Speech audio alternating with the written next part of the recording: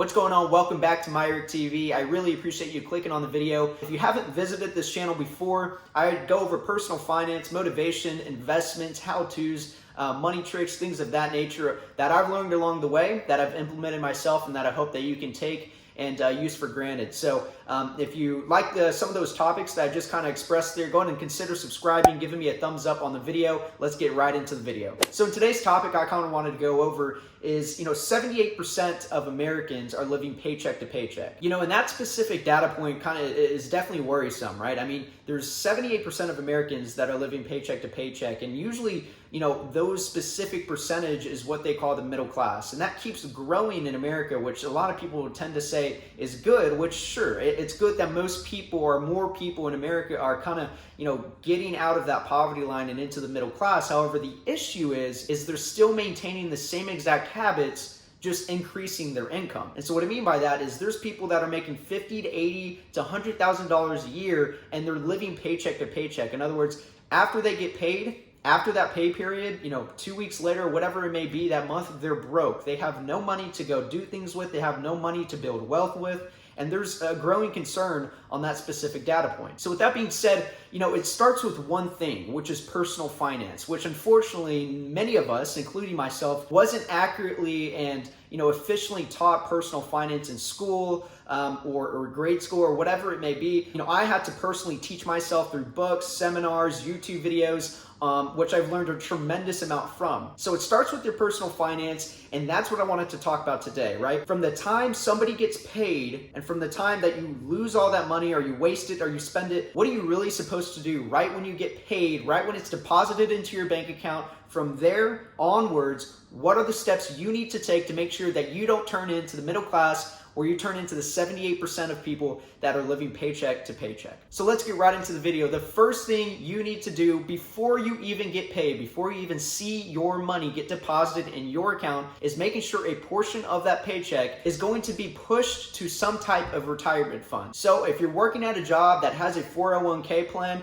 this is kind of what I'm referring to here. In addition to that, if you've watched some of my earlier videos, you understand that you can even route a portion of your money before you even get deposited in your bank account to a Roth IRA, which is another fantastic retirement account. Roth IRA, I've talked about it many times. It's money that's already taxed that goes in and you get it out. I think it's $59.50. You can spend up to $6,000 into this retirement account, or you can put into up to $6,000 a year in their retirement account, and it's already pre-taxed. In other words, when you get it back, from that account at $59.50 is when you can take it out. It's already taxed. You don't have to have that 20% tax that most other accounts have. And so that's the fantastic thing about a Roth IRA. So that's what I'm saying. Before you even get your money, right, before you even get it deposited into your bank account, I would highly recommend having some portion of that money routed to some type of retirement account right before you even see the money getting into your checking account. Going into point number 2. Now, let's say you finally got your paycheck, right? It gets deposited into your checking account. Now, at this moment, this is where most Americans fail. This is where you become either the 1% or the 78% of Americans that are living paycheck to paycheck. And what I mean by that is most people don't know what to do from here, right? They got paid, they contributed to their 401k, which most people have if they have had a job, or maybe some, let's give them the benefit of the doubt, did the Roth IRA as well.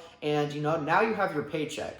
Okay, there's a lot of different things that need to happen at this point, but most people think, well, I can finally have my money. I can go spend stuff. I can get the new car, the new pair of shoes, the new TV. I can get the new couch that I've been wanting to get, or whatever it may be, right? At this point, you have to understand that there's multiple different avenues that your money needs to go to first before you start getting the stuff that you actually want. So going into the third thing you need to do once your money hits your bank account, which is paying for all of your necessities. Now, this is going to happen right after your retirement account portion is already there. It goes into your bank account. The next thing is, what necessities do I need to pay for? Don't think about the new shoes, the new TV. You need to think about your necessities. This is going to be extremely vital to your future and to building the wealth that you actually want to build. So like I mentioned, food, shelter, utilities, personal health care. And what I mean by that is not necessarily the health care from your the actual insurance portion of it. I'm talking more of like, do I need to go to the doctor? Have I been, holding back on my yearly checkup? Have I been, neglecting my dentist appointments? Without your health, guys, and none of this stuff, none of these points are going to matter. Building wealth is not going to matter without actually maintaining your health. So it's super important. And I put that under necessities. And so, like I mentioned, you got your retirement account portion in there, you got your checking account. The next thing is making sure that all of your necessities are paid for and accounted for. Okay, so the fourth thing you need to do once you have your necessities paid for, you move on to the fourth step, which is going to be starting, or at least keep building, your emergency fund. Now, I've talked about this in a previous video of mine, which is how to prepare for a recession, which goes over, a point on that, which is building an emergency fund. This is extremely vital. I mean, everybody needs an emergency fund. This is perhaps the most important part of these whole steps once you get paid. It's super simple, okay? These are funds that you're going to maintain and build for emergencies. And something like if your car broke down, you need somebody to tow your car. You have to go to the emergency room, which in most cases can range anywhere from $300 to $1,500 for one visit. And so, you have to have money saved for those emergencies, hence the actual name emergency fund. And so, look, depending on the size of your family, the actual quantity of what this needs to be is going to vary. The whole logistic and the whole nuance of this is really you need as much money in this emergency fund as you could possibly create and maintain. With that being said, I'd recommend starting off with at least $500, right? Put $500 aside 1 month just to start that emergency fund. Even if you're really young and you don't really have a tremendous amount of emergencies that could come up, so to speak, you never really know. And so start off with $500, put it in there, and every month just contribute $40, $100, $50 here and there. Just no matter what, please contribute to that monthly to your emergency fund. If it's small portion that month and you're like, I didn't get paid as much or whatever it may be, or you're like, I really want to save to buy something, at least just put something into that emergency fund to let it grow as much as you possibly can. And so the whole point of this is to having that emergency fund. At some point, you want to have anywhere from $500 to $10,000 built up.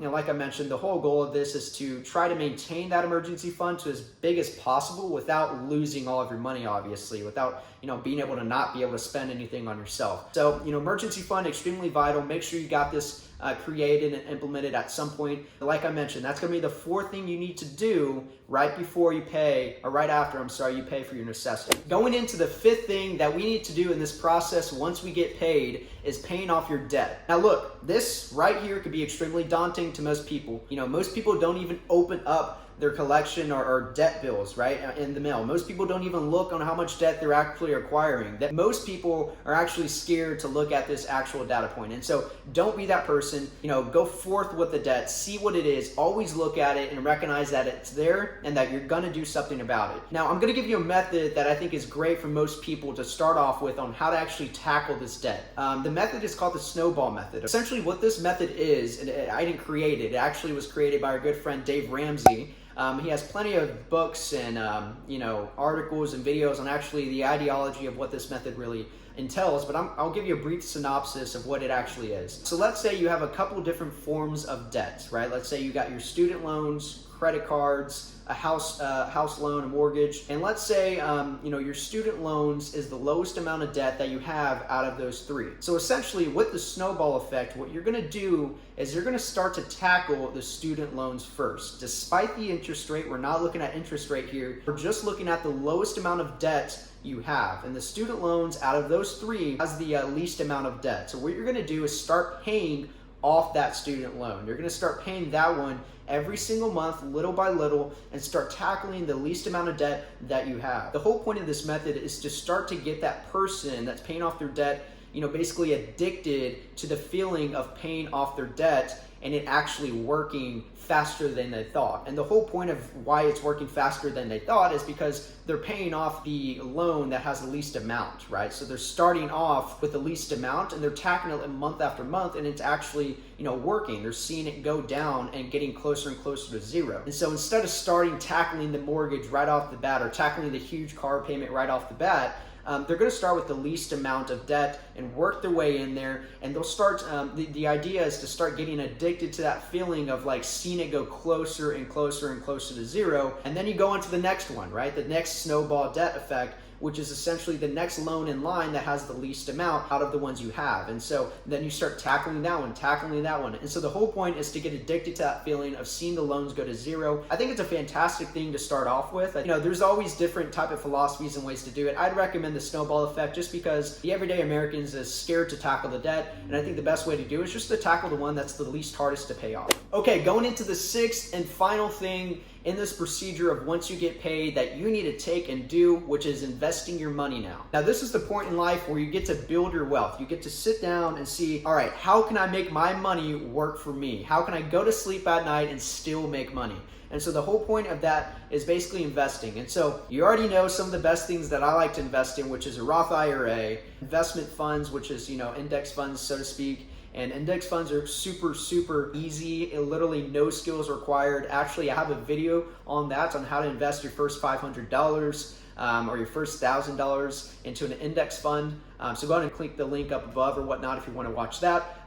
This is the point where you get to invest, right? You get to invest into index funds, individual stocks, whatever, bonds, it doesn't matter. This is where you can make your money work for you. In addition to that, you can really just kind of play around. You can get used to, hey, maybe I'm not so much of a person that likes stocks. Maybe I like looking into bonds, right? I like looking into different specific industries for these index funds. Maybe it's real estate that you want to do some investing in. The whole point of this is to basically, you can play a little bit with your risk. Of course, everything in this whole video, including my other videos, is just straight off of risk. There's always risks involved in any of these attributes and ideas, but this is where you can at least try to build wealth, make your money work for you, and go to sleep at night and hopefully be making some money in the meantime. Of course, there's the point where most people are like, hey, well, where's the step where I get to spend what I want to spend? Where's the step where I get to go out with friends? Where's the step that I get to, buy that new TV or that new couch or whatever it may be, or, new shoes? Well, there's that step, which is right after 6, and most Americans do it right after step number 2, right when the money hits their account. And so, obviously this video is not telling you never to have a social life or never to buy anything for yourself. Of course, there's times where you need to be more frugal. And if you're making money now and you're trying to look for the future, maybe you don't go out as much. After you hit that investment, after you hit step number 6, I'd recommend, yes, of course, going out, with friends, having a great time, going on vacations, things like that, trying to be frugal in the process and understanding that maybe you can't do this all the time. But yes, of course, there's going to be times where you can spend money. I just wanted to give a broad spectrum and kind of more of a strict outline of what would be ideal for you to do once you get paid. And so if you follow these, and if you start now while you're, young, or if you start now, even when you're in your mid-20s or mid-30s, it's better late than never. And so, these things are really going to help you at least build that momentum of building wealth. They're really going to help you build that, momentum of, achieving things that you never thought you could do, buying stuff that you never thought you could buy, and being able to recognize that it's super important to have that personal finance mentality, around you. And so it's going to help you, it's going to help your family, it's going to help the people around you. I hope that you've benefited from this video. So with that being said, I hope you liked the video. Go ahead and give it a thumbs up if you've actually liked it. It would really help me with the YouTube algorithm. In addition to that, consider subscribing to the YouTube channel if you want to see more content like this about personal finance, motivation, investments, things of that nature that I can help you implement in your daily life. With that being said, look out for more content just like this on Myrick TV.